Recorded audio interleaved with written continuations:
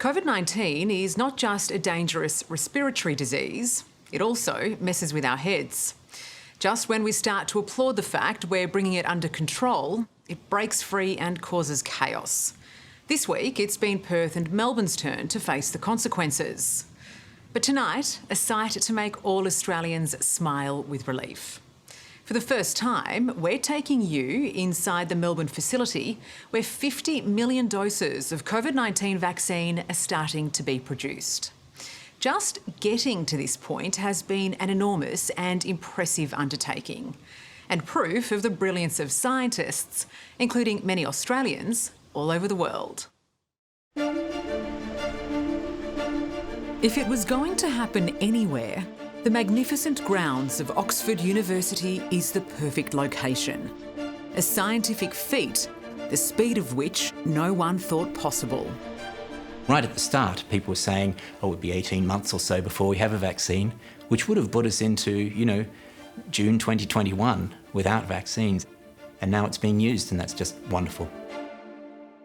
The COVID-19 vaccine, developed and approved in under a year. And more than 100 million people already given the jab worldwide. We're living through history, and a successful rollout of vaccination would be an extraordinary achievement, one of humanity's great achievements, if this can now be counted and we can get back to normal life again. The apparent success of the AstraZeneca vaccine developed here has taken enormous effort, but it comes as no surprise for Aussie professor Matthew Snape. He's spent 20 years at Oxford helping to find cures for some of the world's deadliest diseases. So far, I've been working on bird flu vaccines in 2005, swine flu vaccines in 2010, Ebola vaccines 2015, and now coronavirus vaccines in 2020. So I don't know what you've got in your diary for 2025, but I'm not booking anything. But there is still plenty of work to do. And everyone is wishing Professor Snape and his team success. That's because Australia has so much riding on it. It's the vaccine most of us will receive. It's been an extraordinary year, and there's not been a lot of time away from work, but I think that is countered by the excitement of being involved in such an important story. It almost will define this age, the period we're living through. And to be a part of trying to solve this terrible challenge that we have at the moment, it's profoundly satisfying. And it's really because of your incredible work that the rest of us have hope. The work of many thousands of people across many different organisations, because this is a great international effort. To come up with a vaccine so quickly is truly remarkable. And quite rightly has many of us dreaming of life as we knew it before the pandemic. But we also need a dose of caution. There are many questions about how it will work and when exactly, if ever, life will return to normal. Here in Australia, our immediate hope lies behind these walls. 17,000 kilometres from Oxford, inside this factory in the outer suburbs of Melbourne, is our ticket to freedom. It's where 50 million doses of the AstraZeneca vaccine will be made, and for the first time, we've been allowed inside to show it to you. Well, you really are in the heart of the manufacturing facility now. This is, behind these glass walls is where we're actually growing cells. We're introducing the virus, the live adenovirus, into the spike protein that we're interested in to generate that immune response against the COVID. So there is coronavirus in that lab as we speak? Yes, we're infecting a bioreactor with the virus. We certainly won't be going on that side of the glass wall. It would take months for you, for example, to be qualified to be able to operate in that. Stephen Marlowe runs the vaccine division here at CSL, the only place in Australia making COVID vaccines. It's a complex process with no room for error. So Steve, what's the first step when you're making this vaccine? Well, I've got something to show you. So it starts with a vial of cells about this size. So it's about 1 mil of cells. Don't worry, there's none in this. It's too valuable. And we expand that up to 2,000 litres of cells. Wow. And that's the point that we then introduce the virus into those cells, and then the vaccine production commences. But just to put into context, that is worth millions of doses of vaccine. A tray this size will vaccinate the entire population of Australia. That's the starting point. How does it feel personally to be making this contribution? It's probably the most important thing I'll do in my life, actually, when I think about it. I mean, it's that important. I feel like I'm tingling now. It is probably the most important thing I'll ever do. You're very emotional about it. Anyway, it has having an effect on me now, actually. I'm just incredibly proud that we can play such an important part, really, in the response. When can we expect the TGA to approve the AstraZeneca vaccine, given we are so reliant on that one? What we don't want to do is hurry them, and I suspect it'll be a couple of weeks probably before we can get an approval. Professor Brendan Murphy was thrust into the spotlight when COVID-19 hit Australia early last year. These measures. The former Chief Medical Officer is now the Secretary of the Federal Health Department. So the vaccine rolling out. And from his Canberra office, he's coordinating the decisions on which vaccines we'll all receive and when. So we're getting 2 vaccines in our early rollout. One, the Pfizer vaccine, which is hopefully coming out in late February, and the other one, the AstraZeneca vaccine, which will hopefully come out in early March, and most of the AstraZeneca vaccine will be made in Australia.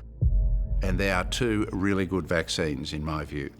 If most of us are going to receive the Oxford AstraZeneca vaccine, is that enough to achieve herd immunity? We don't know. We don't know whether the Pfizer vaccine will achieve herd immunity. We don't know whether any of the vaccines will give us a duration of protection that will lead to full herd immunity. We hope so. That's our ultimate goal. Does it concern you, though, that there are still so many unknowns? No, it doesn't, because these vaccines are very new. All we know is that they are very effective at preventing clinical COVID disease, so it's likely that they will create herd immunity in those things, but we don't want to make predictions when we haven't got the data. We don't know if and when a vaccine will come with this virus. In March last year, Professor Murphy told us all that a vaccine was the best escape from this mess. That's a beautiful way out, so we have to look at... Now the vaccine rollout is about to begin, and there's still no promise of a life without masks and border closures. A big reason for that is because scientists don't know if a vaccinated person can still spread the virus or how long immunity lasts.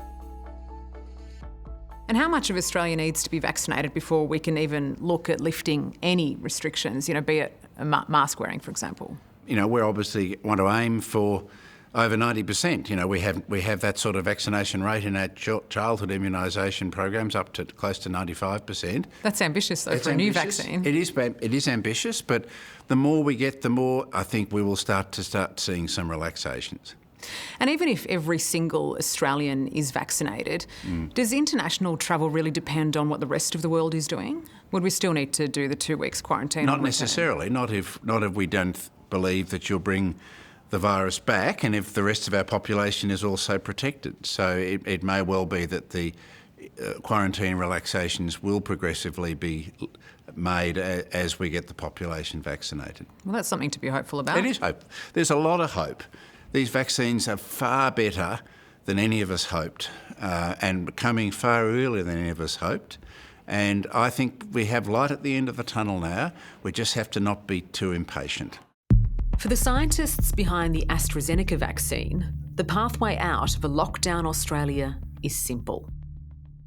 I do feel that Australia needs to now embrace immunisation, because that is the only way out of this, and the only way for Australia to open up its borders, and the only way for people such as myself to be able to go home and see our families again. It's the one question that stumps the clever scientists. How long will it be until we can travel again?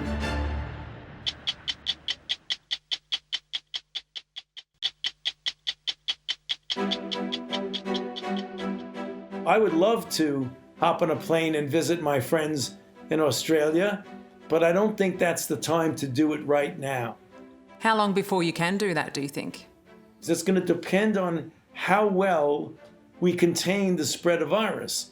If we do a really good job and the level of virus goes way down, then I would feel comfortable in getting on a plane. But I don't think that we can do that right now. As you well know, the situation in my own country is much more serious than the situation in Australia. So Australia might be a safer place to go. Last year was a year we'd all rather forget. Life is not going to be the way it used to be. But it did introduce us to a scientific star. Dr. Anthony Fauci is the authoritative, plain-speaking immunologist The answer is no. the United States and the world have come to rely on as an expert guide through this seemingly never-ending pandemic. Requesting emergency use. 2 victims dying every minute. As the US recorded more COVID deaths than any other country around the world, Dr. Fauci emerged as the calm, reassuring face of not only a health catastrophe, but a political storm too. If ever you don't want to have a pandemic at a certain time, you don't want to have it in an election year. And unfortunately for us, we had a pandemic right smack in the middle of an election year, which just heightened the degree of politicization. The high infection rates, the high death rates in the United States. Is America an example of how not to manage a pandemic? Well, you know, I wouldn't put it so bluntly. But certainly we could have done better. I think anyone that looks at the numbers will tell you that for a country with the wealth that we have, with the capabilities that we have, to have this degree of infection, hospitalization, and death is really unacceptable. Mistakes were made, but the US is leading the way in vaccinating its population. Nearly 1 million people are getting the needle every day. 78-year-old President Joe Biden even invited the cameras to film his jab. Dr. Fauci says skepticism about getting the vaccine will be one of the world's greatest hurdles. What do you say to those many people, including those in Australia, who do have a hesitancy towards the vaccine, who feel as though it's been rushed and it's not nearly safe enough? So the first one that is the most often cited is, well, it's great that you took only 11 months to get the vaccine into people's arms, but that means you rushed it. You must have cut corners. So you explain to people that speed, that doing things in months as opposed to years, was directly related to the exquisite advances in the science of vaccine platform technology. And it was not a rushing. It was not compromising safety.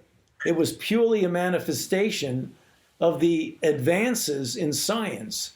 So when people have skepticism about whether it's safe and effective, we can tell them quite honestly that the process to determine the safety and efficacy was both independent and transparent. And I believe if you can put those facts in front of people, you can win over many of the people who have skepticism. As Australia gears up for the largest ever immunisation campaign, there's growing concern about new mutant strains of the virus and whether the current vaccines will still protect us.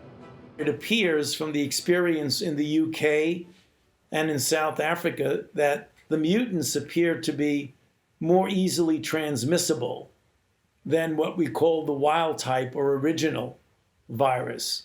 The concern is always that we want to make sure that the vaccines still induce a response that's able to contain the virus. It has diminished its efficacy somewhat, but it hasn't eliminated it. So vaccines can still have a positive impact, but not nearly as much as prior to the mutation. This year, we all hoped to shake off the misery of 2020. And while the new year brings some hope, the lingering questions about the vaccine means we have to face a harsh reality. This nightmare isn't ending anytime soon. Travelling freely around the world may still be another year away, and that's if everything goes to plan. If we can get the overwhelming proportion of the population vaccinated by the summer, I believe by the time we get to the fall of 2021, we might approach a degree of normality that would also spill over into relaxing some of the travel restrictions. So I would hope that our Australian colleagues can visit us again as we get into the fall. But again, I have to emphasize that's going to be contingent on a lot of things happening, including getting the overwhelming proportion of the population vaccinated. So when can we book you a dinner here in Australia? End of 21 or start of 22? Well, how about really give me some cushion? How about the beginning of 2022? Okay, we'll take that. Hello, I'm Sarah Abo. Thanks for watching 60 Minutes Australia. Subscribe to our channel now for brand new stories and exclusive clips every week. And don't miss out on our Extra Minutes segments and full episodes of 60 Minutes on 9now.com.au and the 9Now app.